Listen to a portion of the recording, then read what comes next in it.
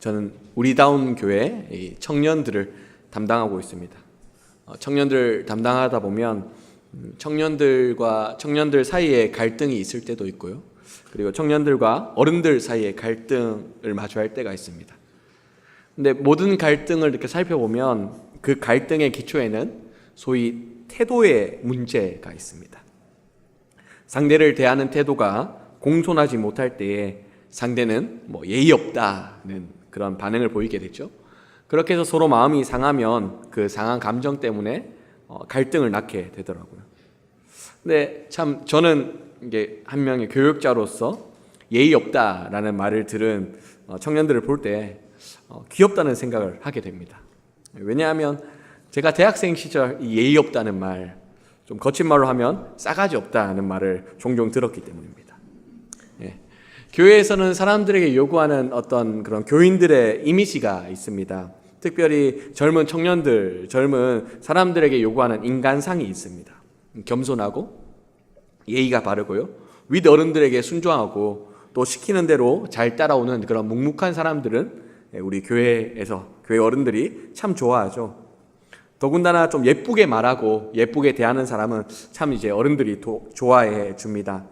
그런데 저는 고등학교 때부터 교회에 다니다 보니까 그런 걸 잘 몰랐습니다. 어른들과 친하지도 않았고요. 그리고 그런 모습을 해야 어른들이 예뻐한다는 사실도 잘 인지하지 못했습니다. 그리고 저의 청소년 시절을 돌아보면 제 청소년 시절은 조금 암울했습니다. IMF를 겪고 나서 그랬었던 것 같은데요. 좀 암울했고 고통스러웠기 때문에 제 입에서 예쁜 말이 나오지 않았습니다. 예쁜 말이 나와야 될 때 괜히 거칠게 말했고요. 그리고 윗사람의 말에 참고 인내해야 될 그 시절에 괜히 저는 들이받곤 했습니다. 물론 지금도 제가 그런 기질이 없다고 말할 수는 없겠지만 그래도 지금은 그런 기질들을 잘 다스려서 좋은 데 쓰고 있습니다.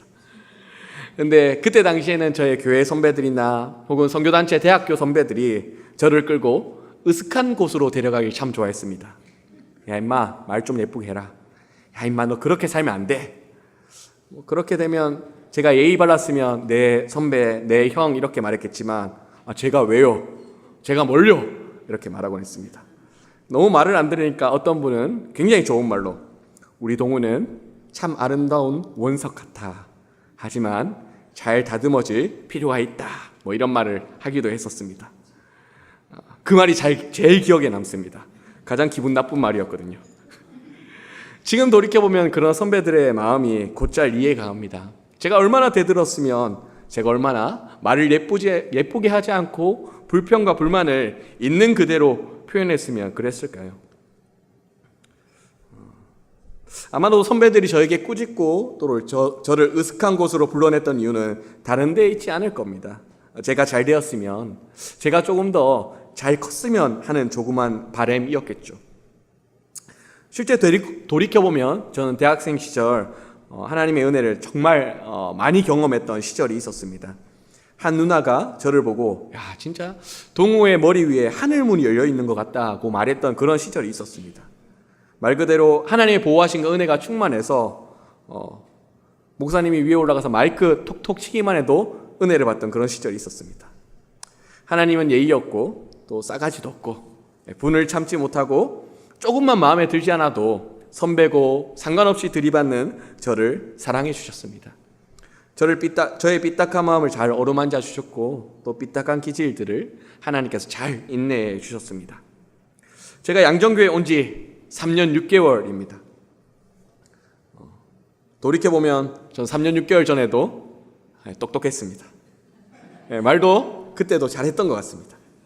근데 돌이켜보면 3년 6개월 전에 저는 조금 거칠었습니다. 저희 고모뻘 되는 혹은 저희 삼촌뻘 되는 그런 교사들을 대하는 방법도 굉장히 서툴렀습니다. 그리고 아직도 기억나는 게 저희는 교육자들끼리 한번 위임 목사님께서 한 달에 한 번 정도 독서 토론을 하거든요. 첫 번째 독서 토론 시간에 괜히 목사님과 다른 분들을 들이받은 기억이 있습니다. 예의가 없었죠. 근데 하나님께서 우리 위임 목사님을 통해서 저를 오냐오냐 잘 받아주었고 또 함께 하셨던 부장집사님이나 선생님들도 저의 예의 없음을 일종의 젊은 전도사의 패기로 잘 받아주셨던 것 같습니다. 하나님께서는 그렇게 사람들을 통해서 저를 잘 인내해 주셨고 받아주셔서 제가 지금 3년 6개월이 지난 이후에 굉장히 훌륭한 사람이 된 건 아니지만 그때보다는 조금 더 여유롭고 넉넉하고 남을 이해할 수 있는 그런 마음을 가지지 않았나 그렇게 생각을 해봅니다. 오늘 본문의 배경은 세례 요한의 외침입니다. 세례 요한의 외침은 4개의 복음서 모두에 기록되어 있습니다. 우리는 간단 명료한 세례 요한의 외침을 기억하고 있습니다. 회개하라, 하나님 나라가 가까이 왔다. 그런데 누가복음에 기록된 세례 요한은 조금 말이 많습니다. 좀 말이 많습니다. 세례 요한은 먼저 심판을 선고합니다. 독사의 자식들아, 너희 뭐하러 여기까지 왔냐? 이렇게 말합니다. 회개할 자격이 없다는 거죠. 함부로 회개하러 나오지 말라고 이야기합니다. 그러자 무리들은 그러면 어떻게 해야 우리가 세례를 받을 수 있습니까? 함부로 나오지 않고 무엇을 해야 세례를 받을 수 있겠습니까? 라고 묻습니다. 세례 요한은 간단하게 말하죠. 옷 2벌이 있으면 1벌 나눠주고 먹을 것이 있으면 못 먹는 사람에게 나눠주라 라고 이야기합니다. 근데 본문의 핵심은 여기에 있지 않고 한 걸음 더 나아가서 있습니다. 3장 12절에 보면 이렇게 기록되어 있습니다. 세리들도 세례를 받고자 와서 이르되, 세례 요한은 사람들의 세례를 거절했습니다. 회개에 합당한 열매를 맺지 못하는 사람들의 세례를 거절했습니다. 그런데 세리가 나와서 세례를 받고 싶어 합니다. 일반 사람들도 세례 요한이 거절했는데 세리도 당연히 거절하겠지요. 더군다나 당대의 통념에서는, 당대의 시각에서는 세리는 세례를 받을 자격이 전혀 없는 사람입니다. 세리는 로마의 편에 서서 이스라엘 대중들을 억압하는 관리입니다. 더 나아가 14절은 이렇게 기록합니다. 군인들도 물어 이르되, 군인들도 세례를 받으러 옵니다. 군인들이나 세리나 거기입니다. 세례 요한은 일반 사람들을 거절하는데 군인들이나 세리나 과연 이들이 세례를 받을 수 있을까요? 군인들이나 세리나 그들은 로마 제국의 편에 서서 자신의 이익을 위해서 대중들의 삶을 수탈하는 악인과 같습니다. 본문은 이런 이야기를 통해서 굉장히 도발적인 의문을 제기합니다. 로마의 세리도 로마의 군인도 하나님께 돌아올 수 있을까?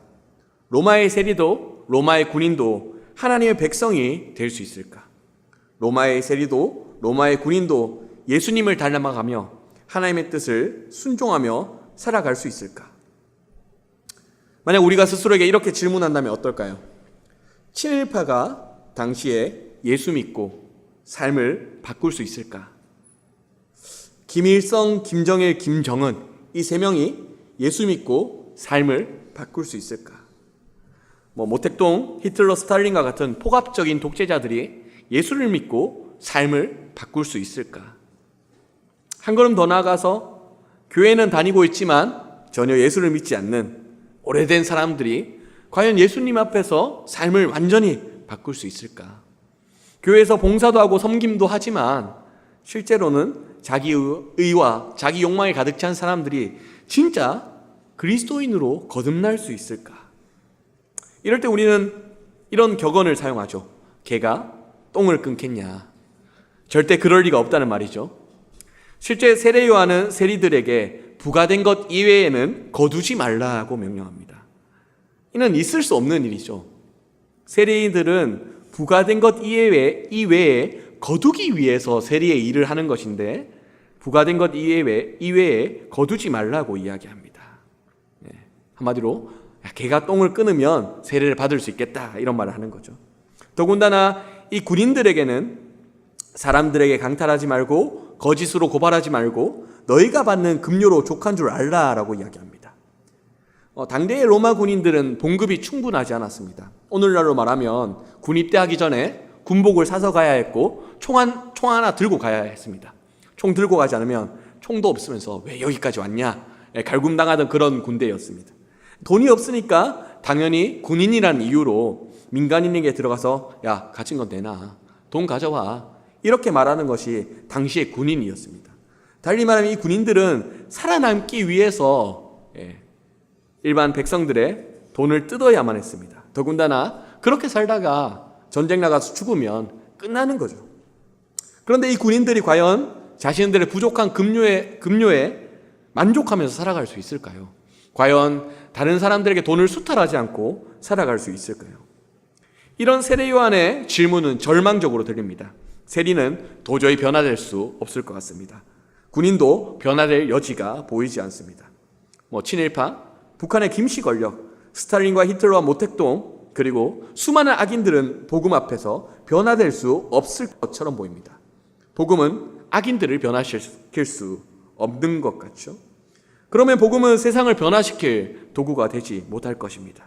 더군다나 복음을 외치는, 설교를 하는 저의 감춰진 추악함, 패역함, 이 더러운 욕망을 복음으로 변화시킬 수 없을 테니 저는 물론이고 그 어떤 누구도 이 강단에 오를 자격이 없을 것입니다.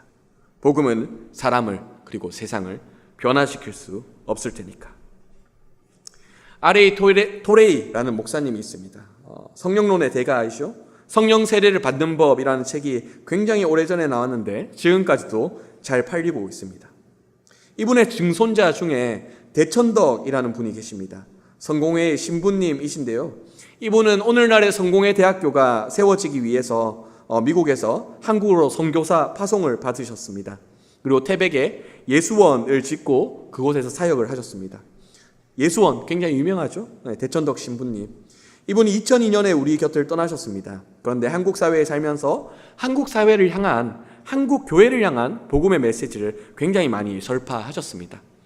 그 대천덕 신부님이 남긴 말 중에, 유명한 말 중에 이런 말이 있습니다. 누가복음의 성령님과 사도행전의 성령님이 왜 달라야 하는가?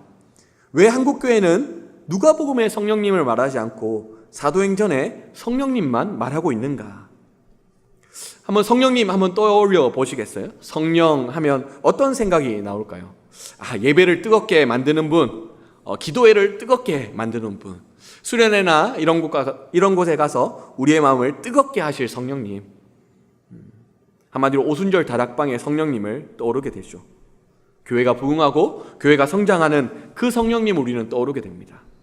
그런데 이 누가복음에 나와 있는 성령님은 자유와 해방을 가져다주는 성령님입니다. 누가복음 4장 18절 19절에 보면 예수님께서 성령님에 대한 이야기를 하는데 이렇게 말합니다. 포로된 자에게는 자유를, 눈먼 자에게는 다시 보게 함을, 눌린 자에게 자유를, 주의 은혜를 선사하신다. 한마디로 성령님은 인간이 얽매여 있는 죄와 사망의 권세로부터 자유를 허락하시는 분이십니다. 성령님은 이 변하지 않을 것만 같은 이 세리가 죄와 사망의 권세로부터 벗어나서 자신이 걷어야 할 세금만 걷게 하게 만드시는 분, 이분이 성령님입니다. 더군다나 군인들이 자신의 부족한 급료에 만족하며 살아가도록 인도하시는 분, 그분이 성령님입니다. 대천덕 신부님은 이런 이야기를 하면서 왜 한국교회가 이 누가복음의 성령님, 실제 개인의 삶의 변화를 가져다 오고 개인의 변화를 통해 이 사회 전체가 변화될 이 성령님을 왜 한국교회 강단이 말하지 않느냐라고 외쳤던 적이 있습니다. 일리 있는 말이죠. 우리 목회자들, 설교자들조차도 기도회나 어떤 수양회나 수련회 가운데 나타나는 성령님은 열심히 가르치고 또 기도했지만 실제 삶에서 진짜 변화를 일으키는 성령에 대해서는 잘 설교하지 않고 잘 기도하지 않죠. 그런 면에서 세례 요한이 설파하는 오늘 본문은 성령 세례의 가능성을 명확하게 말합니다. 개가 똥을 끊으면 끊었지 절대 변화될 가능성이 없는 이 군인과 절대 변화될 가능성이 없는 것 같은 이 세리가 성령 세례를 받아서 변화될 여지를 남기고 있습니다. 세례 요한은 아주 명료하게 이렇게 말합니다. 나는 물로 너희에게 세례를 준다. 그냥 세례 주는 척 할 뿐이다. 하지만 나보다 능력이 많으신 분, 예수님께서 오시면 성령과 불로써 세례를 베풀게 될 것이다. 이 누가복음의 성령님은 각 개인들에게 임재하십니다. 개인들이 겪고 있는 죄와 사망과 그런 권세로부터의 해방을 만들어냅니다. 절대 변화될 가능성이 없는 세리가 변화되는 것, 성령님으로 가득합니다. 절대 회개할 가능성이 없는 군인이 변화되는 것도 바로 성령의 능력입니다. 이 누가복음이 전파하는 성령의 능력은 일종의 이야기 구조를 나타내고 있습니다. 세례 요한은 이렇게 말하죠. 군인과 세리가 변화될 수 있을까? 변화될 수 없다. 세례받을 수 없다라고 이야기하는 것 같습니다. 하지만 성령 세례의 가능성이 나타나고 누가복음 7장에 가보면 군인들의 수장인, 군인들의 대장인 백부장이 예수님께 대한 굳센 믿음을 보여줍니다. 암묵적으로 우리에게 말하고 있는 거죠. 야, 군인들의 대장인 백부장이 변화되었다. 더 나아가서 누가복음 19장 가면 우리가 잘 알고 있는 이야기, 세리장 삭개오의 이야기가 등장합니다. 군인들의 수장인 백부장이 회개했던 것처럼 세리들의 장인 세리장 삭개오가 예수님께 나옵니다. 걷어야 할 세금만 거두지 않고 더 나아가 내가 모은 소유의 절반을 나눠주고 속여 빼앗은 것이 있다면 네 갑절이나 갚겠다고 이야기합니다. 이 세리는, 이 백부장은 어떻게 변화되었을까요? 바로 성령님으로 말미암아, 성령 세례로 말미암아 변화되었다고 이야기합니다. 전혀 변화될 것처럼 보이지 않던 세리들의 장인 세리장 삭개오, 군인들의 장 백부장이 성령의 능력, 성령의 세례로 말미암아 변화되었다는 것이 누가복음의 메시지입니다. 혹시 가나안 성도라는 말을 들어보셨습니까? 가나안 성도. 좋은 말인 것 같죠? 가나안도 좋은 말이고 성도도 좋은 말이니까. 그런데 가나안 성도는 안 나가 성도입니다. 교회에 안 나가는 성도. 가나안은 거꾸로 하면 안 나가니까 안 나가 성도 이렇게 말합니다. 마음은 예수를 믿고 또 나는 기독교인인데 교회가 싫고 교회 다니는 사람이 싫고 교회 가면 목사님이 싫어서 교회는 다니지 않겠다. 그냥 내가 좋아하는 설교를 듣고 가끔 이렇게 손님처럼 교회 왔다 갔다 하지 굳이 나는 교회에 다니지 않겠다라고 말하는 사람들입니다. 아마 여기에 계신 어른분들은 그런 사람이 어딨냐라고 비웃으실지 모르겠지만 20대부터 40대까지 수많은 그리스도인들은 이것이 일종의 사회 현상입니다. 현실교회에 실망한 사람들, 현실교회에 대해서 마음이 붕 떠 있는 사람들, 교회에 다니지만 정착하지 않고 그냥 설교만 듣고 가는 사람들. 하지만 저는 오늘 교회 밖에 있는 이 가나안 성도에 대해 말하지 않고 가나안 성도의 마음을 갖고 있는 교회 안에 다니고 있는 사람들을 말하려고 합니다.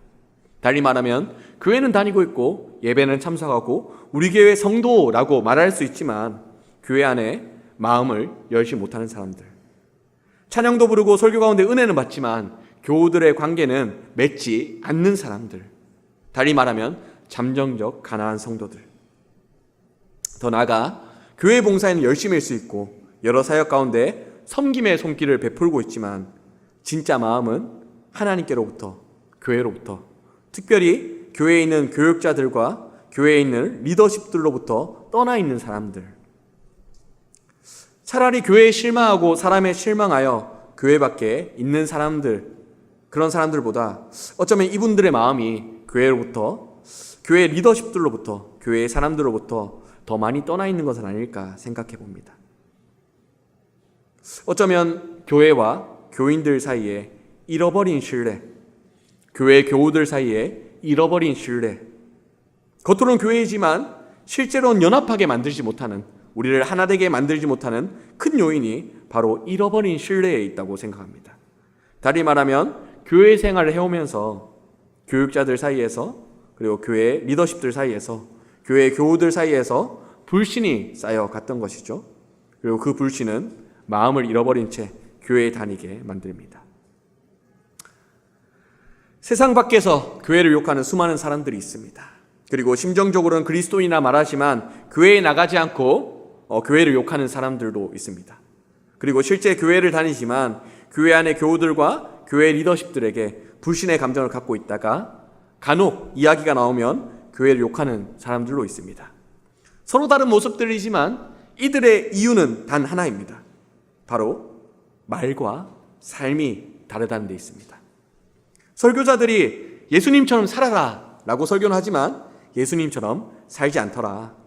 교회 평신도 리더십들이 우리 다 예수님처럼 삽시다 라고 말만 하지 그렇게 살지 않더라. 교회 다닌 사람 다 위선자들이더라. 어쩌면 우리는 교회 다니면서 암묵적으로 진짜 예수 믿는 사람 없을 거야 라고 생각하고 있는지도 모르겠습니다.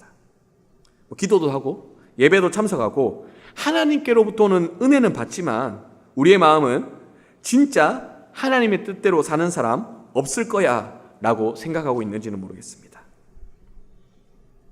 저는 가끔 이런저런 경우들을 통해서 목회자들을 향한 비판을 듣습니다. 저는 목회자면 목회자를 향한 비판에 귀를 기울여야 된다고 생각합니다. 좋은 목회자가 되기 위해서는 더욱더 비판에 열려 있어야 된다고 생각합니다. 비판이 정당하든 정당하지 않든 귀를 기울여야 된다고 생각합니다. 근데 가끔 비판을 듣고 있으면 그 비판 이면에 쌓여있는 목회자들을 향한 불신에 깜짝 놀라고 합니다. 그 불신들의 공통점은 이것입니다. 목회자도 사람이지, 목회자라고 하나님 말씀대로 사는 거 아니잖아. 그냥 앞에서 설교할 뿐이지, 앞에서 찬양인도 하고 기도인도 할 뿐이지, 하나님 말씀대로 안 살잖아. 이런 어떤 생각들이 기저에 깔려있는 것을 보고 깜짝깜짝 놀라곤 합니다. 어쩌면 우리는 교회라는 이름으로 모여서 하나님으로부터 은혜도 받고 또 기도도 하고 여러 교회 생활을 영유하지만 어쩌면 우리는 서로 가면을 쓰고 모이는 건 아닐까, 그런 생각도 해봅니다. 진짜 하나님 뜻대로 사는 사람들, 진짜 예수님 닮으려고 발버둥 치는 사람들, 그런 사람들은 교회에서 찾아보기 힘들고 대략 다들 적정선에서 하루에 한 두세 번 기도하고 교회에 한두 번 나가고 그리스도인인 척, 그래서 천국만 가면 되지, 이렇게 살아가는 사람이라고 서로 생각하니까 우리는 어쩌면 가면 쓰고 교회 다닌 건 아닌가, 이런 생각을 해보게 됩니다. 다시 제 이야기로 돌아와 볼까요? 저는 예의 없고 싸가지 없었던 옛 시절 때문인지 모르겠지만 저에게 복음은 따스한 어머니의 품과 같습니다. 저에게 복음은 하나님은 인간의 연약함과 추악함을 고스란히 품어주시고 기다리시는 따스한 어머니의 품과 같습니다. 저는 기독교의 복음을 설명해야 할 때 십자가와 부활이라는 단어로 설명할 수 없는 어떤 답답함을 느낍니다. 십자가와 부활만 전하면 이것이 그 하나님의 끝없는 그 사랑과 하나님의 열정과 하나님의 기다려주는 그 인내의 마음들을 뭔가 표현하지 못하는 그런 답답함이 저에게 있습니다. 저에게 복음은 우리를 기다려주시는 하나님의 품이며 우리를 인내하고 또 품어주셔서 우리를 끝끝내 변화시키고 성숙게끔 만드는 하나님의 기다리심입니다. 달리 말하면 오늘 기록된 예수님께서 우리에게 베푸시는 성령 세례는 단회적인 기적의 체험이지 않습니다. 그저 기도원에 가서 환상이 열리고 뜨거운 불을 받는 그런 체험이 아니라 우리의 내내 일생 가운데 우리를 기다려주시고 우리가 완악하고 추악하지만 끝없이 기름 부어주시고 성령을 부어주셔서 우리가 변화될 때까지 인내하시는 하나님의 기다림입니다. 세리장 삭개오는 어떻게 회개했을까요? 세리장 삭개오는 기적적인 체험을 통해 자신의 재산을 모두 나누어 주겠다라고 고백했을까요? 그렇지 않을 것입니다. 하나님은 세리장 삭개오를 포기하지 않고 끝까지 품어내셨을 겁니다. 그가 하나님의 뜻에 따라 살아갈 수 있도록 성령을 한량없이 부어주셨을 겁니다. 그리고 끝끝내 그 하나님의 끝없는 사랑에 감격한 세리장 삭개오가 주를 고백하게 만듭니다. 백부장은 어떻게 회개했을까요? 하나님은 백부장을 포기하지 않고 끝까지 품어내셔서 그의 인생 가운데 성령을 한량없이 부어주셔서 이스라엘에게도 보기 힘든 믿음을 그에게 허락해 주셨습니다. 세례요한이 베푸는 물세례는 우리에게 세례의 자격을 요구합니다. 네가 변화되면, 변화될 가능성이 있으면 내가 세례를 주겠다라고 이야기합니다. 하지만 예수님의 성령 세례는 세리든 군인이든 그 어떤 누구도 상관없이 그저 기다려주시고 품어주시고 인내해주시며 변화될 때까지 한량없이 성령을 부어주십니다. 그리고 한량없이 우리의 인생 가운데 부어주시는 그 하나님의 사랑이 끝끝내 우리의 인생 가운데 하나님 백성의 자격, 하나님 자녀의 품격을 만들어냅니다. 오늘날 신뢰가 무너진 교회에 대한 교육자에 대한 신뢰가 무너진 우리 그리스도인 사이에 회복돼야 할 첫 번째 믿음은 무엇일까요? 저는 그 믿음은 바로 내가 변할 수 있다는 믿음이지 않을까 싶습니다. 많은 그리스도인들이 이렇게 생각합니다. 왜 나만 성숙해야 하는가? 왜 나만 손해보아야 하는가? 나만 그리스도인인가? 라고 반문합니다. 물론 그럴 수 있습니다. 하지만 우리가 먼저 회복해야 할 것은 내가 변할 수 있다. 내가 변해야 한다. 나는 하나님의 뜻에 따라 살아가야 한다는 믿음입니다. 세리장 삭개오가 변화되었다면, 백부장이 변화되었다면, 여전히 교회에 다니고 있지만 한량없이 부족하고 미숙한 나 자신이 변화될 수 있다는 믿음.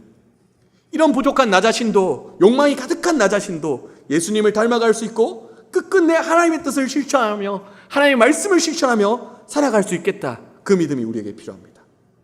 세상이 모든 그리스도인들에게 너희는 예수 닮지 않았다, 그리스도인이나 부를 자격이 없다, 너희의 삶과 말은 다르다 라고 정죄할 때, 적어도 우리는 그런 세상 사람들을 비난할 것이 아니라 하나님께 나아가, 하나님, 적어도 저는 예수 닮을 수 있겠지요.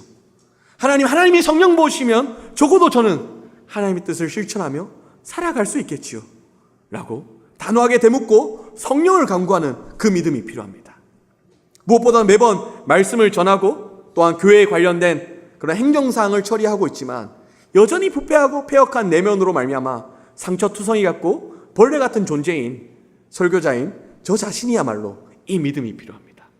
하나님, 제가 지금은 상처투성이지만, 제가 지금은 벌레 같지만 하나님이 성령 부어주시면 저도 주님 닮아갈 수 있고 저도 하나님 말씀 따라 살아갈 수 있습니다.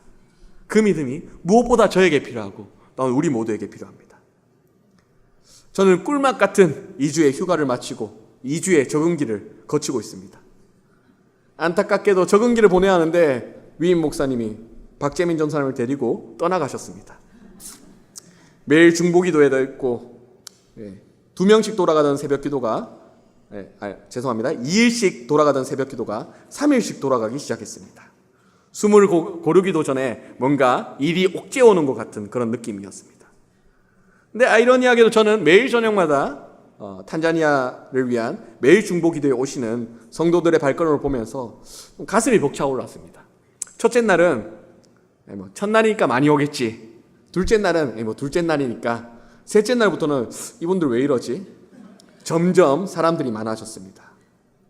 매일매일 기도의 자리를 가득 채워주시는 성도들을 보면서 괜히 기도하는데 오버가 나오기도 하고요, 괜히 기도의 자리가 끝나고 집에 가서 우리 교회 이 정도면 괜찮은 교회 아닐까, 이런 감격에 취해 있기도 했습니다. 더 나아가 이 건축을 향한 성도들의 기도를 볼 때, 또 작정 헌금과 그런 이렇게 내어주시는 헌금 액수들을 볼 때마다 괜스레 우리 양정교회가 전통 있는 교회이며 저력 있는 교회라는 사실을 새삼 깨닫곤 합니다. 그래서 양정교회 교육자라는 사실이 뿌듯해질 때가 참 많습니다. 다만 한 가지 부탁의 말씀으로 오늘 설교를 마치려고 합니다. 교회 건축을 향한 열정, 그리고 선교를 향한 열정, 중보를 향한 그 열정을 조금 나누어서 우리가 성령 세례를 갈망해 보면 어떨까요? 우리의 변화된 삶을 갈망해 보면 어떨까요? 세상이 교회를 탓하고 교회의 부도덕함을 지적하고 말과 삶이 다름을 지적하고 목회자들의 미성숙함과 목회자들의 비리와 수많은 죄악들을 지적할 때 적어도 우리들만큼은 삶과 말이 일치하기를, 우리 안에 성령께서 부어오셔서 우리의 삶이 예수님 닮아갈 수 있기를, 우리 또한 하나님의 말씀을 지키며 살아갈 수 있기를 갈망해 보면 어떨까요? 우리가 요구하는 이 성령 세례의 능력이 도저히 변화될 가능성이 없어 보였던 세리장 삭개오를 변화시킨 하나님의 능력이며, 또한 백부장에게 이스라엘에게 찾을 수 없는 그 믿음의 능력을 선사하셨던 하나님의 능력이라는 그 믿음을 가지고 하나님, 우리도 변화시켜 주십시오, 하나님, 우리도 하나님의 백성다운 삶 살게 하여 주십시오라고 하나님께 나아가면 어떨까요? 우리가 이렇게 기도한다면, 우리가 이렇게 삶을 변화시킨다면 우리는 신뢰를 회복하게 될 것입니다. 우리 교회가 잃어버린 신뢰를 다시 되찾게 될 것이요, 우리 목회자들도 교인들에게 잃어버린 신뢰를 다시 되찾을 수 있을 것입니다. 또한 교회의 평신도 리더십들 또한 교인들에게 잃어버렸던 신뢰를 다시 한번 되찾을 수 있을 것입니다. 이 신뢰를 회복하는 길은 다른 것에 있지 않습니다. 다들 목회자든 교인들이든 뭐 대충 사는 거지, 천국만 가면 되지, 교회만 다니면 되지 라고 말할 때 우리만큼은 그 통념들을 거스르고 우리만큼은 교회에 수많은 산재되어 있는 그런 생각과 감정들을 거슬러서 우리만큼은 예수님 닮고 싶다고, 우리만큼은 하나님의 뜻대로 살고 싶다며 나아가는 그 길 외에는 없습니다. 목회자가 진짜 하나님 말씀 앞에 바로 서게 될 때, 모든 성도들이 진짜 예수님 닮기 위해 성령을 간구하며 살아가게 될 때, 더 나아가 이 교회가 그 성령 세례의 충만함으로 교인다운 교인을 만들어내는 교회다운 교회로 우뚝 서게 될 때,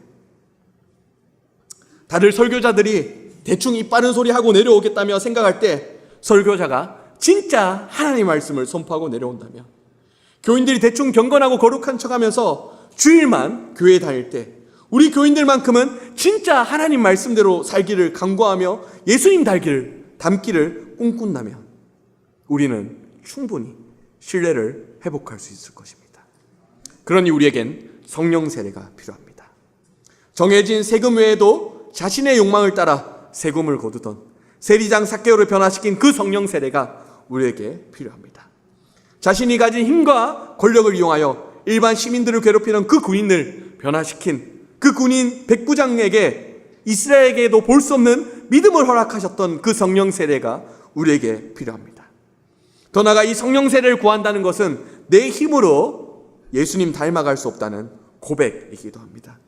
이 성령 세례를 구한다는 것은 내 힘으로 하나님 말씀 지키며 살 수 없다는 처절한 고백이기도 합니다. 더 나아가 이 성령 세례를 구한다는 것은 내 힘과 내 욕망과 내 결단으로 살지 않고 하나님께서 내게 한량없이 부어주시는 성령으로 살겠다는 결단이기도 합니다. 우리가 다 함께 이 성령 세례를 간구하며 우리의 삶을 변화시키고 교회와 우리가 잃어버린 신뢰들을 회복했으면 좋겠습니다. 함께 찬양하겠습니다.